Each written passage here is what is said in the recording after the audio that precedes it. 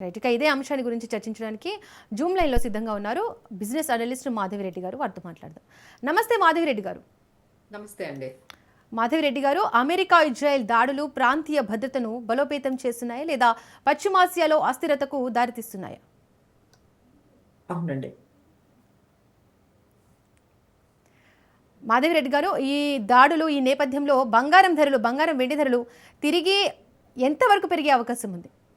So, right now మనం అంటే all time high అయితే ఇంకా అంటే లాస్ట్ మనం చూసుకున్నప్పుడు గోల్డ్ అయితే 1,80,000 ఈ రేంజ్‌లో పెరిగింది. అలానే సిల్వర్ అయితే 4,00,000 అబోవ్‌నే మనకి ట్రేడ్ అవుతుంది. బట్ అక్కడి నుంచి కొంచెం మళ్ళీ దిగొచ్చాయి. సో, గోల్డ్ అయితే 1,60,000 ఆ రేంజ్ వరకు మనకు కనిపిస్తుంది. అలానే సిల్వర్ అయితే మనకి ఇప్పుడైతే దాదాపుగా ఒక 3,00,000 రేంజ్ వరకు మనకి ట్రేడ్ అవుతుంది. సో, ఈ విధంగా అంటే దేర్ ఆర్ 2 థింగ్స్ అండి. అసలు గోల్డ్ అనేది పెరిగేదే మనకి ఎప్పుడైతే ఈ వార్ సిట్యుయేషన్స్ వస్తాయో, ఇలాంటి అన్‌సర్టనిటీస్ వస్తాయో, అది that is a main reason. అంటే గోల్డ్ పెరగడానికి మెయిన్ రీజన్ వార్స్ గాని, ఇలాంటివి అంటే మన కంట్రోల్‌లో లేనివి అసలు అన్‌సర్టనిటీస్ ఎప్పుడు మనకి దీని ఇంపాక్ట్ ఎంతవరకు ఉంటుందో తెలీదు. ఆ టైంలో అందరూ కూడా సేఫ్‌గా మనకి గోల్డ్‌లో పెడుతూ ఉంటారండి. సో, దట్స్ వాట్ గోల్డ్ అయితే మనకి బాగా పెరిగింది. అలానే సిల్వర్ కూడా మనం అది కూడా సేఫెస్ట్ హెవెన్ లాగా ఈ మధ్య దాన్ని కూడా ఒక అసెట్ క్లాస్ లాగా అందరూ ఇన్వెస్ట్ చేస్తున్నారు కాబట్టి సో సిల్వర్ కూడా మనకి పెరుగుతుంది. సో ఇప్పుడు వాళ్ళిచ్చే ఇన్ఫర్మేషన్ ఏంటంటే ఎన్ని రోజులు యుద్ధం జరుగుతుంది అనేదే మనకిప్పుడు క్లారిటీ అండి. వాళ్ళైతే అంటే యూఎస్ హాస్ డిక్లేర్డ్ ఒక 4 వీక్స్ అయినా ఈ యుద్ధం ఉండొచ్చు అనేది మనకి తెలుస్తుంది. బట్ యుద్ధం స్టార్ట్ అవ్వడమే గానీ దానికి ఎప్పుడు ఎండ్ అవుతుందనేది ఎవరు చెప్పలేరు. సో దాదాపుగా ఇప్పుడైతే అనిశ్చితి అట్లనే ఉందండి.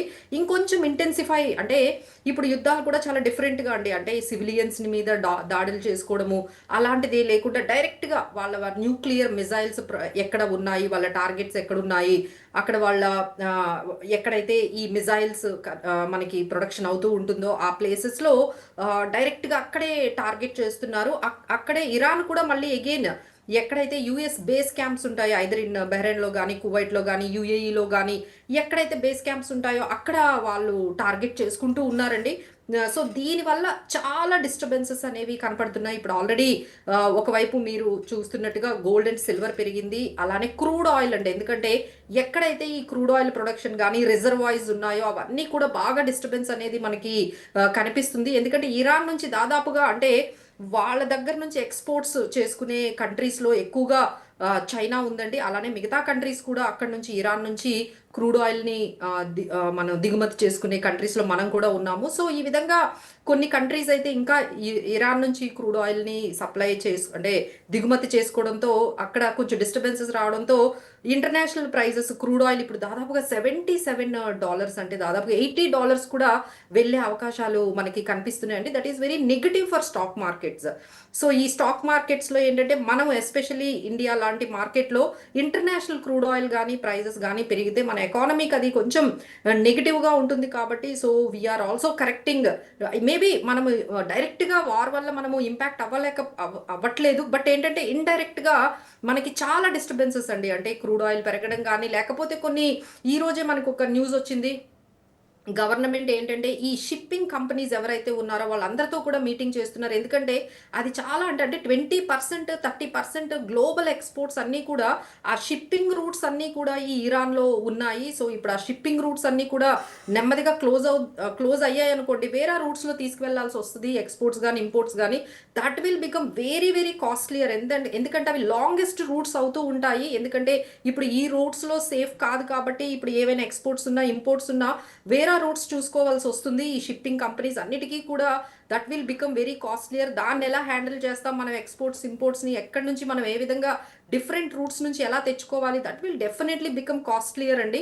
దానివల్ల ఏమవుతుందంటే మనకి ఇన్‌ఫ్లేషన్ కూడా మన దగ్గర కొన్ని పర్టిక్యులర్‌గా కొన్ని ధరలు గాని, కొన్ని వస్తువుల ధరలు గాని ఖచ్చితంగా పెరిగే అవకాశాలు మనకి కనిపిస్తూ ఉన్నాయి. ఇవన్నీ కూడా వార్ వల్ల వచ్చే మనకి ఎఫెక్ట్స్ అండి. అది ఒక ఒక కామన్ పర్సన్‌ని కూడా హిట్ చేసే విధంగా జరుగుతుంది. బట్ ఎన్ని మంత్స్ వాళ్ళు చేయగలుగుతారు, ఎన్ని వీక్స్ ఇది ఈ వార్ అనేది నడిస్తే అన్ని రోజులు కూడా చాలా వరకు ఇంపాక్ట్ ఉంటుందండి. But what we are saying for the investors don't go for panic selling. ఈ విధంగా మనకి ఈ రీసెంట్ వార్ ఇంకొకటి మనం చూసుకుంటే యుక్రెయిన్, రష్యా వార్ కూడా మనం చూసాము.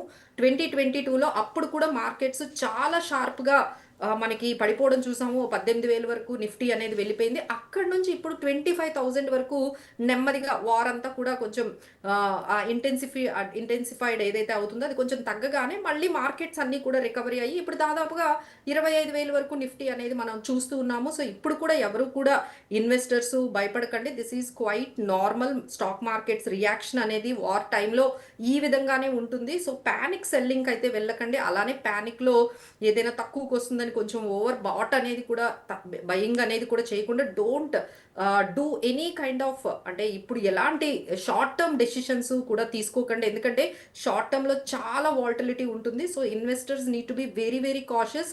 వాళ్ళు ఏదైతే స్ట్రాటజీ మెయింటైన్ చేస్తున్నారో ఐదర్ త్రూ మ్యూచువల్ ఫండ్స్‌లో బై చేసుకోవడం గానీ, లేకపోతే కొన్ని కంపెనీస్‌ని ఫండమెంటల్‌గా స్ట్రాంగ్‌గా ఉన్న కంపెనీస్‌ని హోల్డ్ చేసుకోవడం. మీదేదైతే స్ట్రాటజీ ఉందో అది మాత్రం అలా మెయింటైన్ చేయండి. బట్ ఎనీహౌ మీకెక్కువ ఓవర్ ఎక్స్‌పోజర్ టువర్డ్స్ ఈక్విటీ ఉంటే మాత్రం కొంచెం వాళ్ళు జాగ్రత్త పడాలండి. కొంచెం బ్యాలెన్స్‌డ్‌గానే ఉండడమే మంచిది.